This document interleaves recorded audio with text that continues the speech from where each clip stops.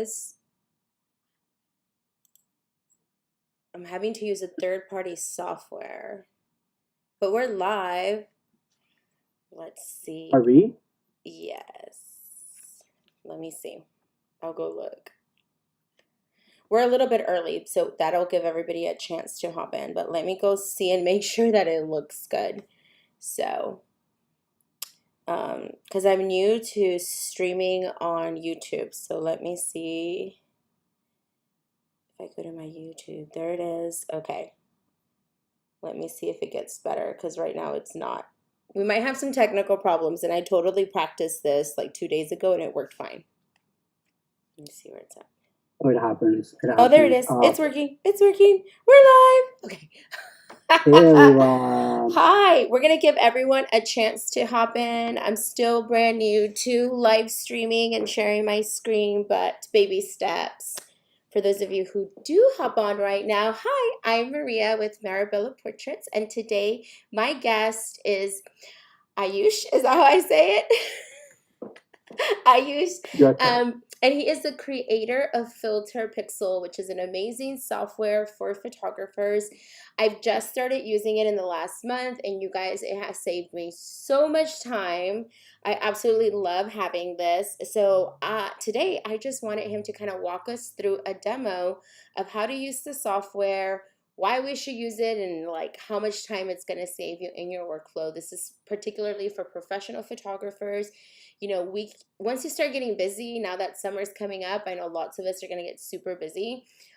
Sometimes the culling process can be so overwhelming. And what does that actually mean for photographers? That's where you get all of the photos that you took, and if you're trigger happy like me, you have hundreds of photos of each client, and you're painstakingly going through each photograph to see, is it in focus? Is it not in focus? Do I like it? Do I not like it? And one by one by one. And hundreds of photos means hours and hours just to select the best ones. So with that said, I'm going to let you take it away. Tell us a little bit about how you came up with the idea, why you created, and then let's go on. I'm going to let you lead. Yeah, sure. Thank you so much, Maria. Hi, everyone. This is Ayush. And I'm not from a photography background, basically. That's one point. So, but my family has a photographer. So I understand the pain though. I was in MIT doing my entrepreneurship. I visited the professors. It was in October 2019 where I discovered this. We were just sitting, relaxing, playing chess. Chess is one of my favorite games. And I was doing that with an MIT professor. I won a tournament, and a photographer was shooting the event around. I asked the photographer to give me those shots so that I can put it on my social media. And the photographer took it very seriously. So he said it would take 3 weeks to give me these photos to you. And I took that seriously more than the photographer. I was more curious to know why it would take so long for me to, for you to give me these photos so that I can put it on my social media. Believe me, when I was coming back to India in the flight, my brain was still there, just thinking about why he said that. So in the next trip to US, when I went in October, after October, it was more of a trip of a research because in the 6 months I researched a lot how culling works, what is editing. We did a lot of surveys in 2019 with US based photographers specifically, and we call it a research study. And we try to understand how the photography workflows work. I did a research on that. I wrote a blog, in gathering 150 tips from 150 photographers and with their different styles, the ways they do culling. After getting that much knowledge, I was so curious. Being having a background from technical, being an artificial intelligence enthusiast, was so much into it. How we can automate this process, and why these guys are actually looking for focus because that's something we can automate. Um, when I went there, I specifically went to a photographer in a studio and I asked them, hey, here are your 500 photos. How are you going to go step by step in checking it out? And it was interesting to see how a photographer was clicking the photo, taking it full preview, and then zooming in to check the face, to check the eyes, Mm-hmm. and then when the photos were similar, he was under decision, and Mm-hmm. he was like going back, going forward. So the pain was not only that focus quality and eye quality issues. The pain also was a kind of procrastination that was in the mind. Mm-hmm. And when I saw that these 500 photos took more than half an hour, and she was sitting normal, and she was like, "Hey, this is my daily job." And I was like, "Hey, you are a photographer. You should focus on creativity rather than Right. this repetitive work." So when I came back, I found and I discussed this problem with a lot of friends, and we formed a team to solve this. And we specifically solved this, and then we moved to we took it another round of feedbacks. So we did another study. We just gave this software to a lot of people and asked for feedback, feedback, feedback. And here we are. Today we are here. Today we are with you. Going live on this software. It's been a lot of hard work till now, but I think it will save hours for a lot of photographers. So it's worth it. Amazing. I love it. I was so excited when I found you guys, and I was like, okay, because I'm super busy now, and a lot of my time, like, I have to be very protective of the time that I do have. There's so much that goes on behind the scenes when you're running a business that it's not always the fun stuff, like the editing and shooting, which is the reason why most of us become photographers, right? But there's so many business aspects that we have to do and things that we need to delegate. And I feel like choosing the images is absolutely something that you can delegate. At the end of the day, you can still go back and make your final decisions on the absolute best images with the most impact. But allowing a program like this to just look at the technical features, especially if you're not a technical person like me. I don't know if this has happened to y'all, but when I'm cooling and I'm tired, sometimes I just look at the overall photo and I'm like, yeah, it looks like it's in focus, right? But I'm half blind. Get it into Photoshop, already sold it to the client, like they love it, and then I'm like, oh my god, this is so soft, oh my god, and then you're like, Yeah, oh, what can I do I have another picture that's kind of the same? Like, it's super frustrating. So what's cool about this, and I found, is that it kind of lets me know even what settings I'm using when I'm sharpest and when I'm really soft, because then I can be like, oh man, I need to work on this. Like, maybe I should not be shooting at this aperture. Those are just some of the things that I have yeah, discovered, because I like to shoot pretty wide open, but I'm also shaky.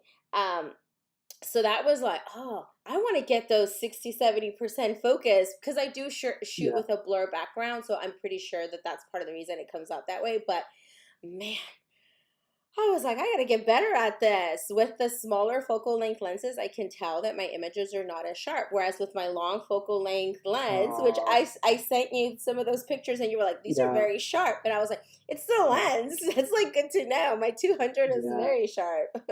So I'm You know just good. what? Yeah. When I was discussing, with a lot of photographers, how they're using this software and how this is helping, this is the first time I came to know about this from you, that, it can be used as a learning tool as Mm-hmm. well. Because the metadata tells you, hey, these bad focus ones are having this aperture, Mm-hmm. so or this lens, so you should Mm-hmm. not use it. Yeah. Wow, that is going to be an amazing insight for a lot of photographers as well. Yeah, I loved it. I mean, I felt like, and I'm pretty seasoned, I'm pretty comfortable, but I did feel like it helped a lot. And it also helps me get rid of those photos that I might be like, yes, I like them, but realistically speaking, it is out of focus, and I probably should not choose it. Like, let it go, Maria. Let it go. And this is something we also figured out. Yeah. Photos are your loved ones, so Mm-hmm. it's very painful to get rid of a photo. Yes. Even if it is out of focus, it's so Yes. painful, and that's why it takes so long. Mm-hmm. If you have 10 similar photos and you have to decide one, how you are going to do that? Because all of these are your best friends. Mm-hmm. So this is also one of that research point. When I was observing, I discovered that uh, you know. Yeah. So these are a lot of painful things there in the workflow. All right. Well, let's hop to it. Can you share your screen? Is it going to allow us to do your Yeah, presentation? Bear with I'm going to us. share it, and then let me know once you're able to I can see see it. you. Looks good here. Awesome. So once anybody go to the website Mm-hmm. and they sign up, they get 15 days free trial of this software. So once they log in, this is also one of the important things. Filterpixel is passwordless, which means you never need to remember the password. So Yay! yeah, and this is not because it is coming out from photography research. It is just because it is coming out of our founding team. Our founding team doesn't remember passwords, so we thought so we thought let's make it a feature. That's awesome. This is the only thing that is coming from our feedback and Mm-hmm. not our Mm-hmm. customer feedback. But we make it passwordless so that we can provide a seamless experience. You just need to enter your email and then you are good to go here on this screen where it asks you to create a project. So once you click on the button to create the project, you can just drag and drop the folder containing your raw files. It is containing 240 files right now. So you can just drag drop that folder. You can name it like probably shoot demo. I'm naming it. And Mm-hmm. then you just need to pick input. So in Lightroom, it takes hours to generate previews, Mm-hmm. and that is one of the observation that we did, when we were working with the studios. But in Filterpixel, it hardly takes less than 5 seconds to get all your raw previews in front of you. So even if you are not favored of AI or something fancy or that can save time or something, you can still use this app to do your manual culling so fast. You don't need to rely on Lightroom to wait for 15-20 minutes or half an hour to get the high resolution previews. Once you get it, it is still the loader starts over here and starts culling. So the culling is already started as we are talking, Mm-hmm. right? So and it has already culled 40 photos, so it's really real time. So Where do it you is see right where now it's? happening. Oh, Yeah, okay. I see that. Okay. yeah. So as it curls, you get all that coming along on the above navigation. Mm-hmm. We call it a smart panel. It's a smart because it classifies your photos into rejections and Mm-hmm. warnings. Mm-hmm. So all your photos which are having issues inside focus quality or eye quality are actually tagged with a rejection sign or a warning sign. We observe that photographer wants a lot of control on their photos and they don't want us to delete any photo without their permission. That's why the app take cares of that. The app doesn't delete any photo and it just mark the photos with bonding and error sign. So this is the smart panel, and it says photos with major issues, photos with minor issues, and it says photos without any issues. So so these are all your good photos that are going to sit here. So if you Mm-hmm. want to save your time, this is your section you should spend most of your time with. uh, so even the interface is so so sleek that if you just get rid of this navigation from here and then this navigation from here, you see the entire photos in front of you coming along and loading on the screen in real time. And then it just looks very similar to Lightroom in the interface, and we did that intentionally so that Mm-hmm. people don't spend much time learning the app. They can get everything so quick and easy in front of them.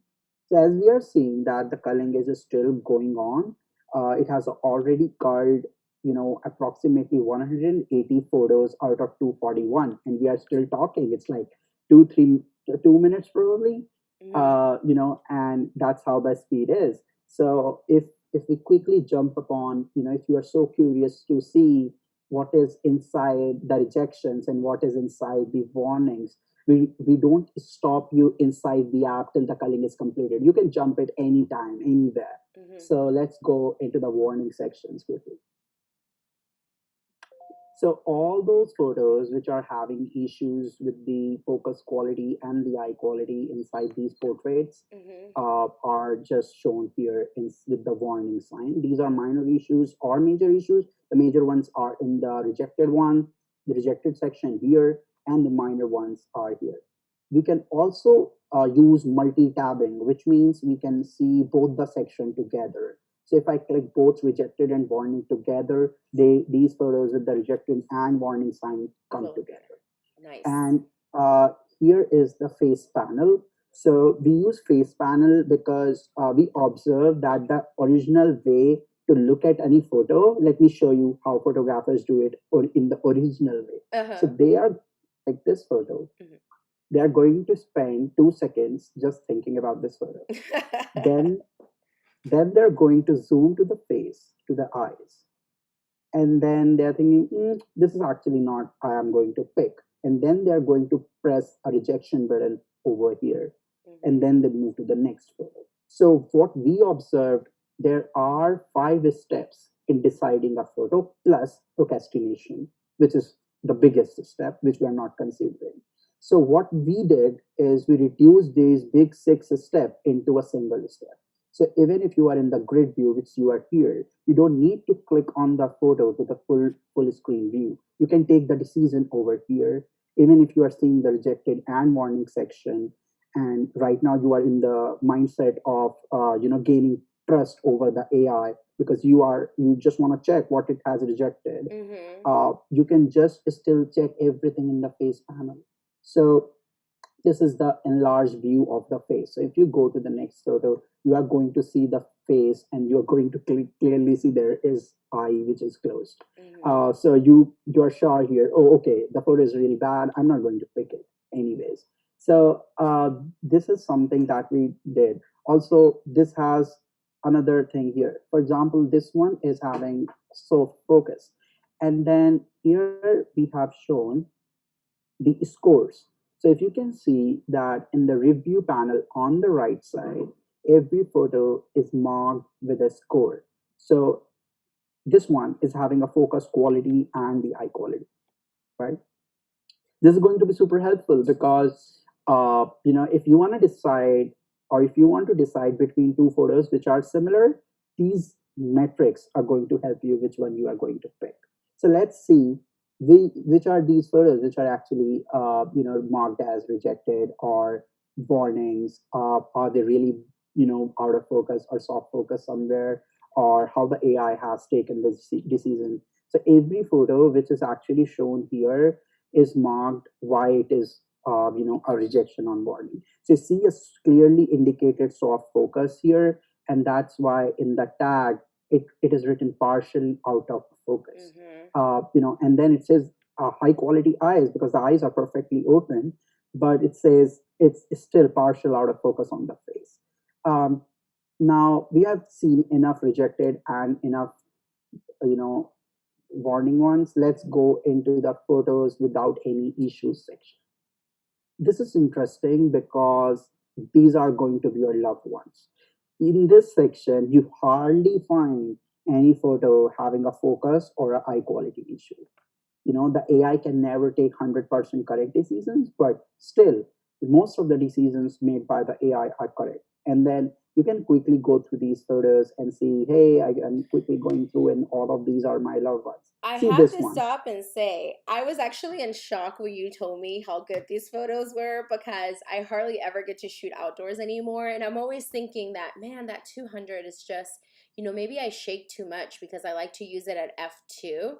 So I was actually thinking I need to shoot like at an f2.8 or f3 because I feel like they're so soft. But looking at this, like focus quality 91%, I was like, what? These are more in focus than my studio shots. Like, how is that even possible? Like, Yeah. what? Because I'm shooting at like f7 to f9 on my studio shots. And Mm. yeah, this was like a really nice surprise. It makes me want to go shoot outdoors more often. Yeah, perfect. And you know what? So lot of people asked this question to us earlier that hey, you actually segregate all the photos into a section which you call, unlabeled section where there are all the good photos, but we still need to go through a lot of photos inside, this section because it still has 200 photos. And do you have anything for us which can actually reduce this time as well? Do you have that magic? So we are building that magic obviously internally. but there is something that can be helpful today as well, even if you want to quickly select from these 200. So the first thing you need to do inside these 200, which looks all perfect, all good, again the problem of procrastination comes in. You can auto group them first. So when you auto group a the photos, they are all organized pretty well inside the collection. So right now, all the duplicates or the similar ones are just arranged like a stack of cards, one behind each other. Mm. And similarly, in the film strip view below, you get the line of separation here. So the line of separation indicate that this is a single group, and if this is a single group, you probably just need one single photo from the entire group, not everyone. Also, there is one more important thing here. So you can also go here and arrange these photos based on focus quality or eye quality.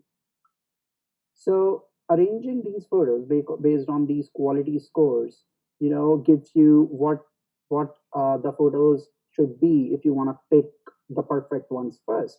So, for example, let's go to this group first, and it says one of three, and one of three means there are three photos in this group, and because it is sorted by focus quality, that means the best focus quality is shown on the top, and the other two have less focus quality than that. So if you go to the second photo, it says focus quality as 90%. And the first one, if you go back, it says focus quality as 93%. So what I generally do here is I press P on the keyboard to pick the first one, and then I skip the entire group by pressing tab on the keyboard. So if I press tab on the keyboard, I just go to the next photo very quickly, and I skip all the photos, that lies in the same group, because all of them are Mm. similar, and I don't Right. need more than that. Yeah. So just pick one, press tab, skip the entire group. That's what it works with. Uh, Now look at this photo. So this one is obviously have closed eyes, but the AI says it does not have closed eyes. It has intentional closed eyes, which means that the eyes are closed intentionally by the subject. So this is so tough to segregate between two photos, that this is intentional one and this is not intentional one. The Wow. AI How did is you figure this out? This is like crazy. The behind the things of the AI is like mind-boggling to me because my brain just doesn't can't comprehend this. it's just like you. It's just like the same thing that you do, So magic, with we the are magic community. replaceable. I'm just kidding. Sorry, I Yeah. almost choked. So it's like the magic behind the scenes, Yeah. where the AI looks at various things. It looks like what is the expression on the face. It looks like what the posture is, and based on the posture, the expression, it is trying to learn, how to differentiate between two type of eyes, one which is purposely closed and one which is not. And it is the most toughest problem we are solving right now. So that's how we actually segregate most of these photos. Uh, just picking and then tabbing, skipping the entire group. But here's the catch. So even then, the photographers come and say, you know what, it is still has a lot of photos, and I still need just few. I just need, say, 10 or 15. This time, how should I do that? So then we say, for these photographers, even if you don't use auto group, just go here, click this button. We call that AI sliders. So the AI sliders are the best way to pick your sneak peeks, to pick your, the magazine covers, the Mm-hmm. newspaper editorials, to pick those that should go to your Instagram very quickly. Because if you drag the sliders towards the right, it is going to come out with the best focus quality and best eye quality. So let's try this.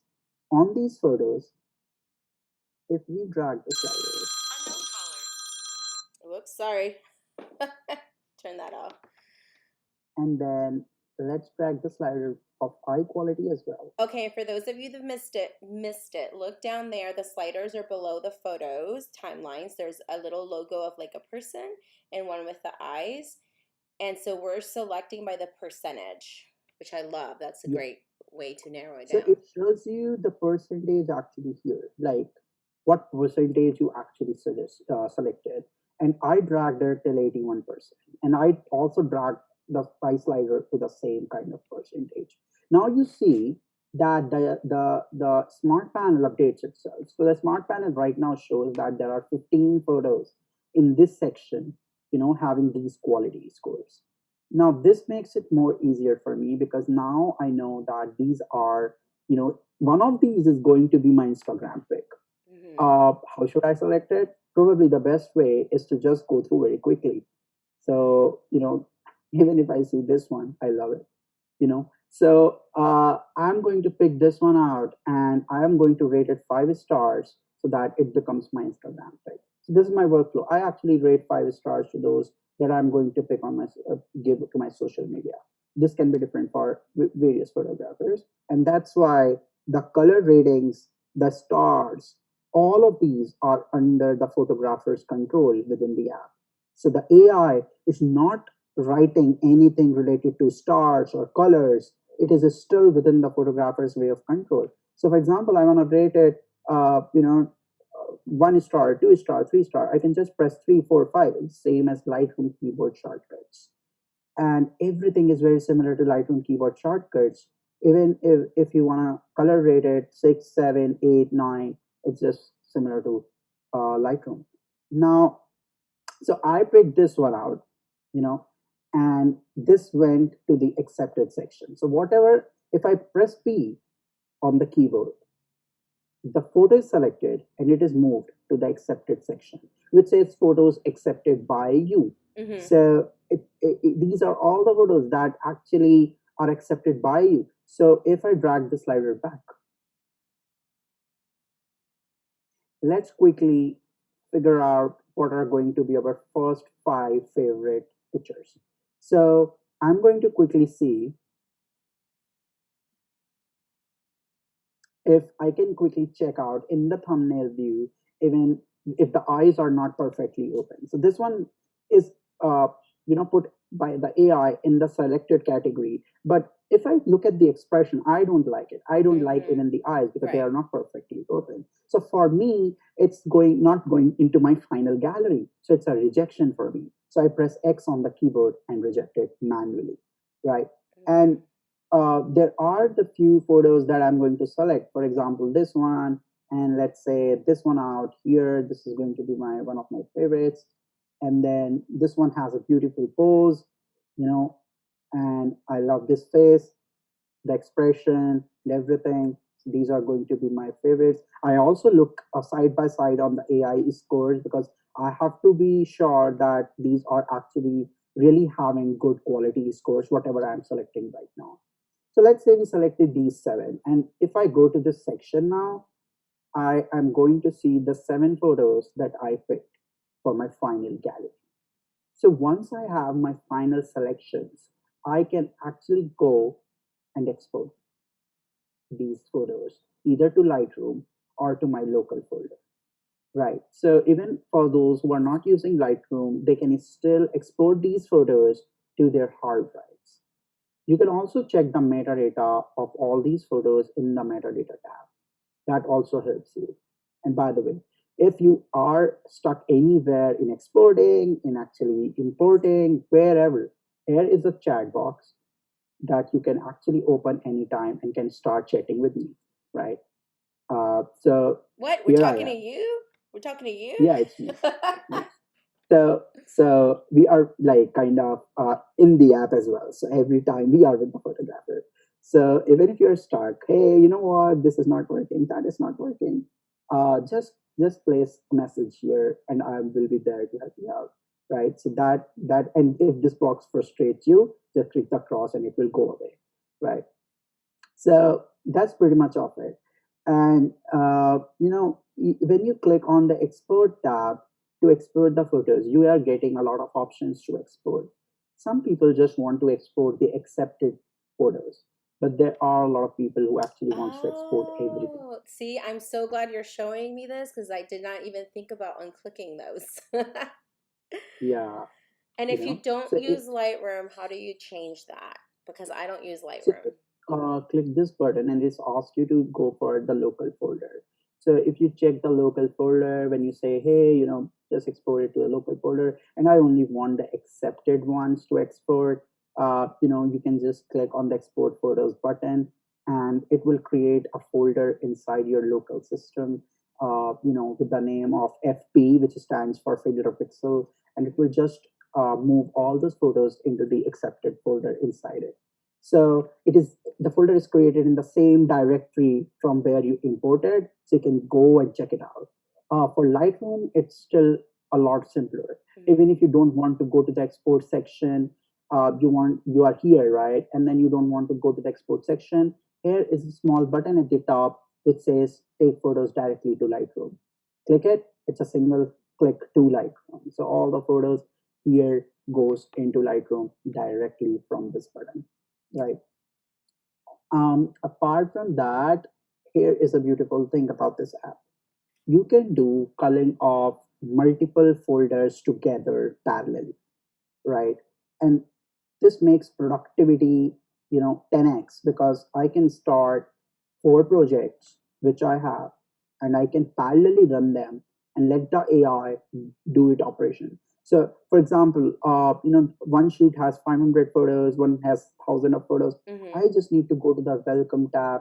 I have to create a project here. I can just pick any folder from here. I can open it up. I can name it. I can click import. I again can go to the welcome tab.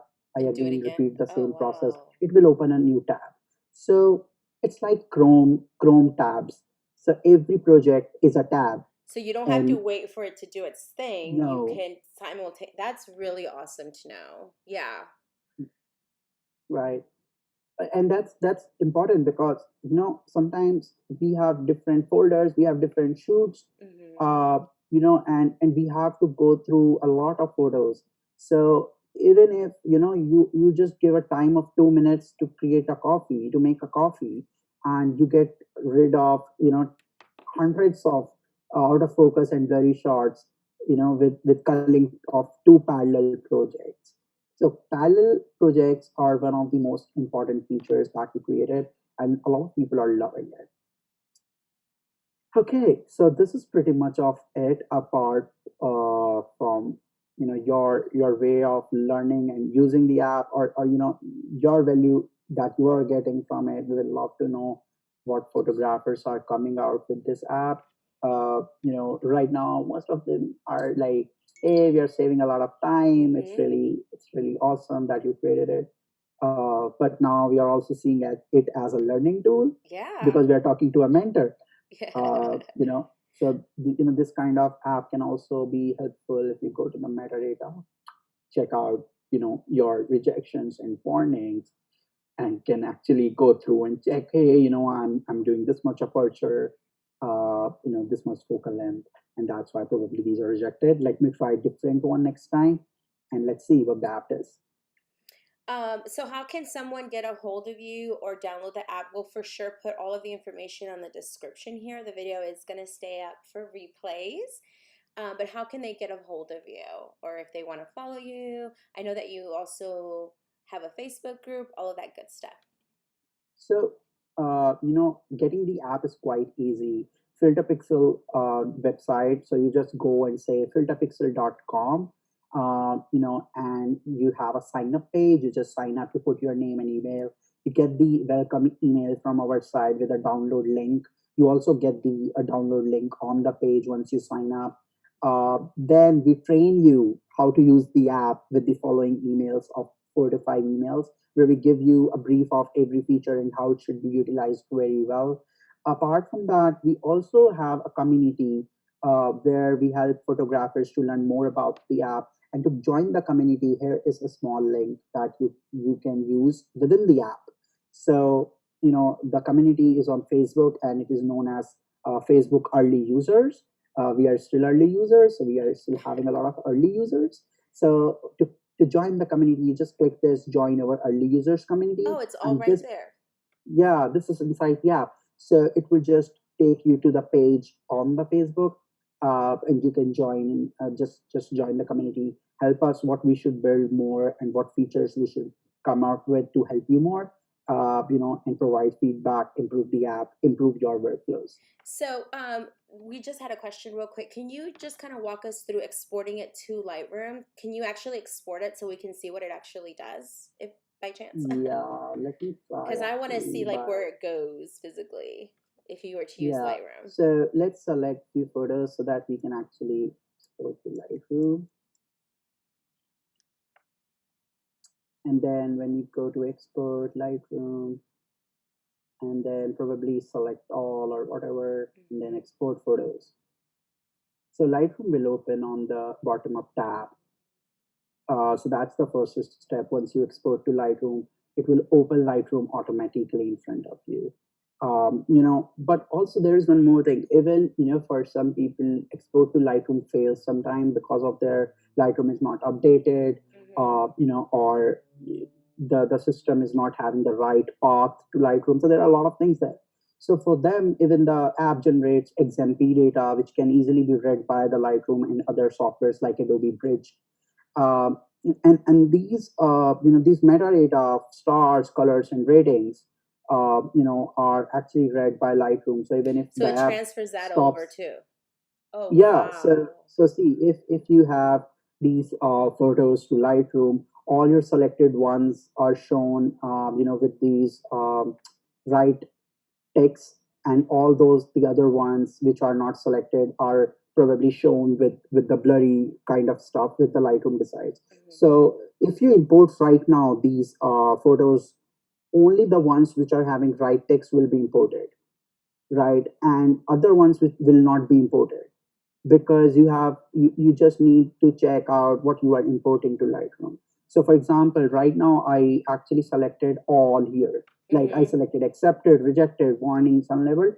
That means I want Lightroom to import all the photos even if they are rejected. Right. So here in the panel, you are going to see the check marks, this check mark, in front of every photo, because everyone is going to be imported. Right. But then how you're going to segregate it inside Lightroom, that's another way.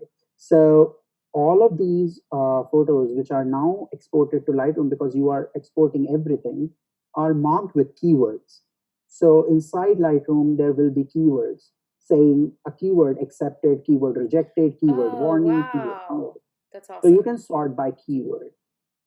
If you are a kind of person which actually color rate all the photo or star rate all the photo, the color rating, star rating are also read by Lightroom, because everything is written in XMP. So if you just cancel it up, cross Lightroom, select only the accepted ones to Lightroom, you know.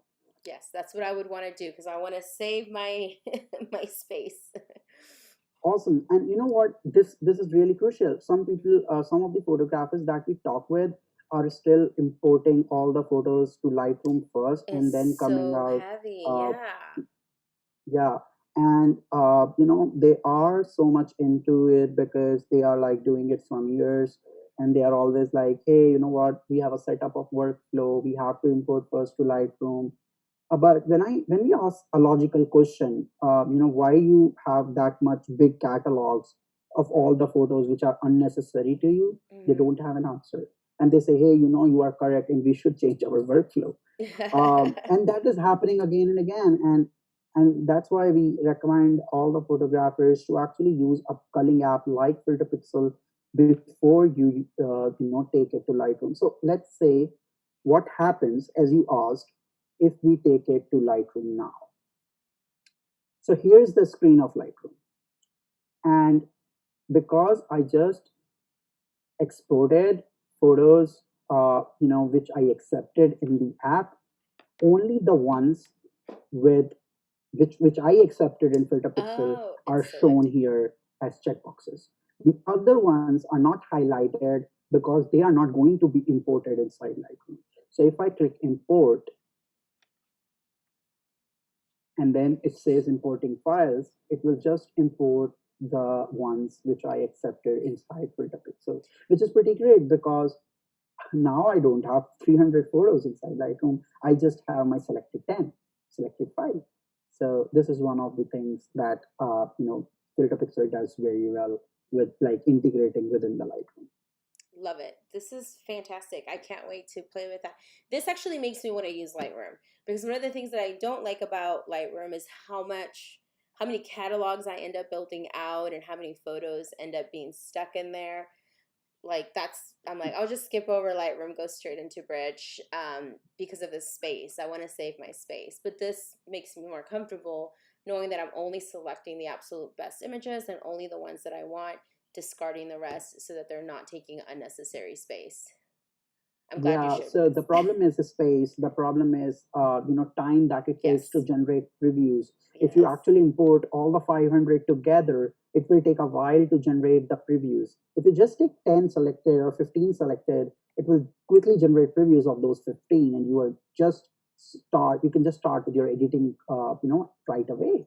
So we actually, this is also one of the part of the research where we asked this question to a lot of photographers that how what is the best way to create this kind of app or something, and few of them actually look for Lightroom plugin, and they said, hey, can you create a plugin within the Lightroom, Mm-hmm. while a lot of people said, hey, can you create a standalone app.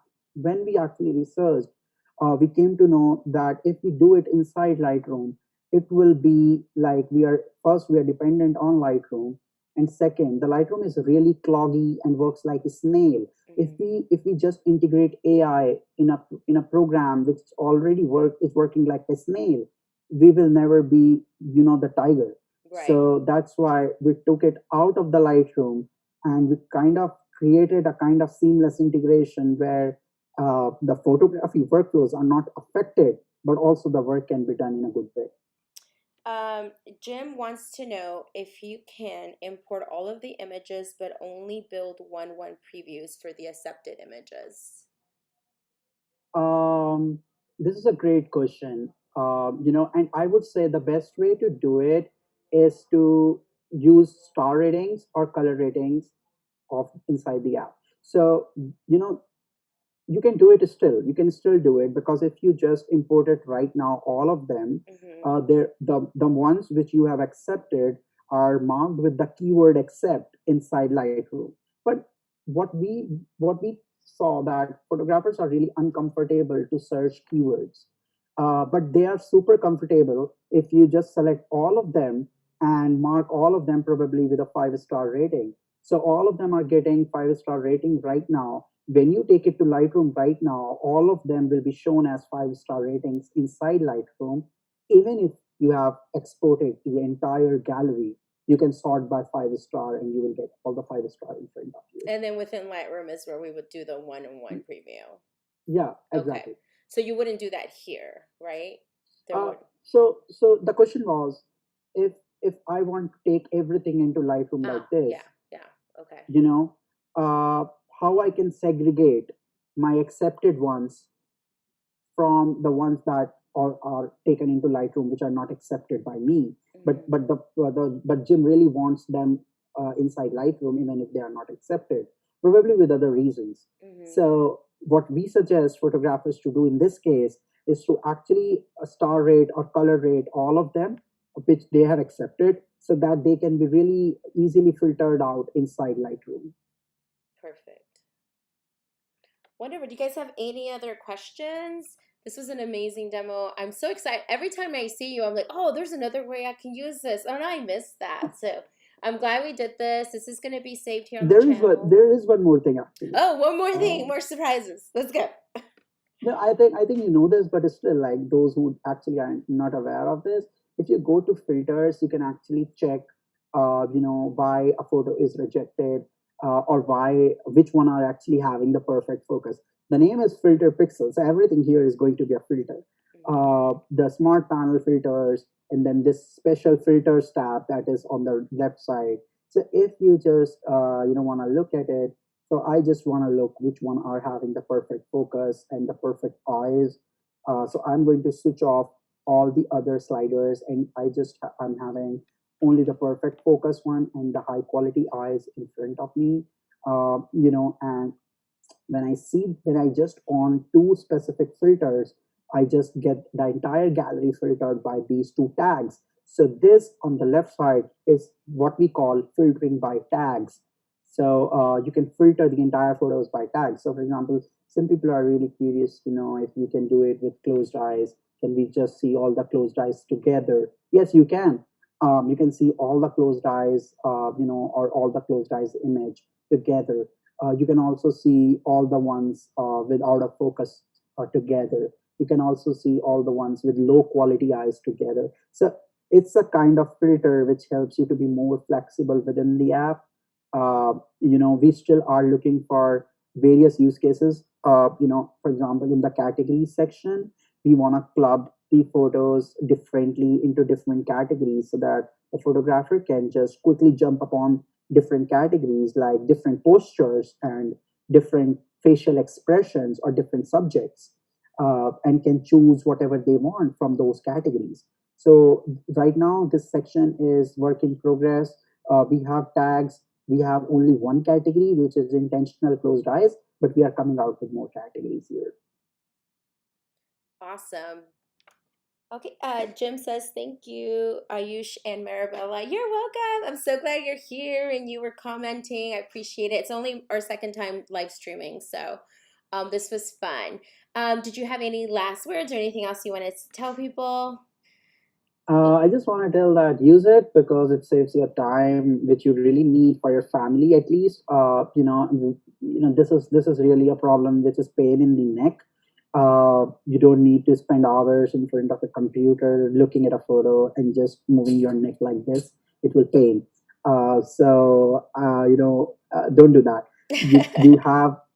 You have actually very less time in your life, and you have to do a lot.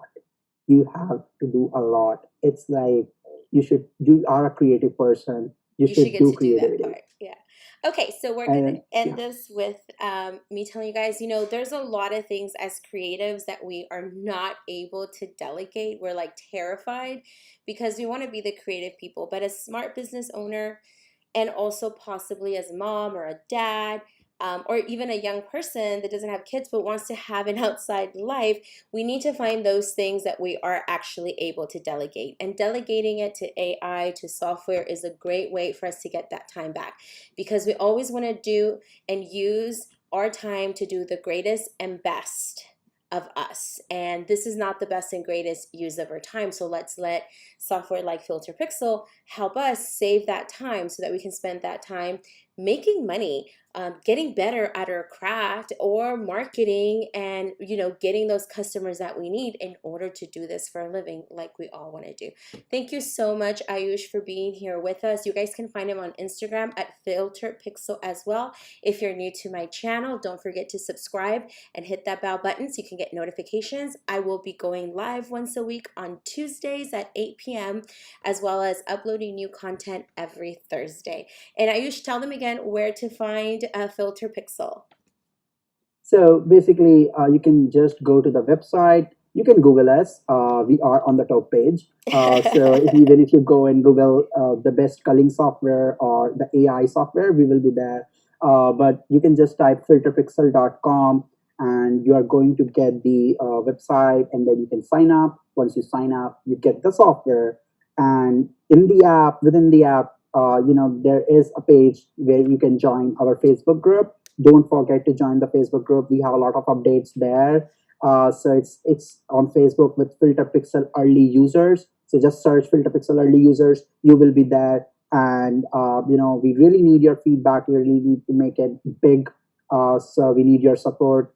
Save your time, and best of luck with the app. Yeah, pass the word around, tell your friends. And if you're a photographer, don't forget to join my Facebook group, Finding Magic Education.